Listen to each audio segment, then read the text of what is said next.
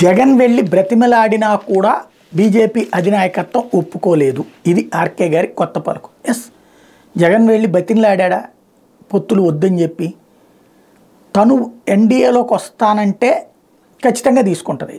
అక్కడ తను 2014లో ఎన్డీఏలోకి రమ్మన్నా వెళ్ళాల, 2019లో ఎన్డీఏలోకి రమ్మన్నా వెళ్ళాల, 24లో వస్తానంటే ఫస్ట్ ప్రయారిటీ జగన్కే ఉంటుంది.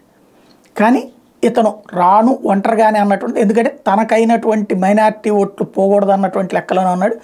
SC ST minority vote bank తన దానికి చిల్లి పడకూడదని ఉన్నాడు. అందువల్లనే కదా తెలుగుదేశం పార్టీ ఈవేళ వెళ్ళి అవతల పొత్తు పెట్టుకోవాల్సి వచ్చింది. అదే సందర్భంలో కీలకమైనటువంటి అంశం, జగన్ ఏమడిగాడు అది అటు మోడీ చెప్పలా, ఇటు పక్కన జగను చెప్పలేదు. బట్ అక్కడ చర్చలు మాత్రం పొత్తు పెట్టుకోవద్దని కోరి ఉంటాడు అన్నటువంటి పాయింటే. మేము గెలిచిన ఎంపీలంతా మీకు మద్దతు ఇస్తారు, ఈవెన్ తెలుగుదేశం కూడా మద్దతు ఇస్తుంది కదా అని. కానీ అక్కడ అధిష్టానం ఏం చూస్తుంది, తమకి కాసిన సీట్లు వస్తాయి కదా, 1 వచ్చినా 2 వచ్చినా బోనస్సే కదా, ప్లస్ ఎన్డీఏలోకి డైరెక్ట్గా వచ్చేటటువంటి ఒక పార్టీ. ఎట్లాగా అవతల ఉన్నా సరే జగన్ ఇప్పుడు కిందసారి జగన్ సపోర్ట్ చేశాడని తెలుగుదేశం చేయకుండా మానేసిందా? ఇప్పుడు రేపు పొద్దున్న తెలుగుదేశం ఎన్డీఏలో ఉందని వైసీపీ అన్న పొత్తు ఇది సపోర్ట్ చేయకుండా మానేస్తుందా? కాబట్టి ఈ కథ ఇలాగే నడుస్తూ ఉంటుంది.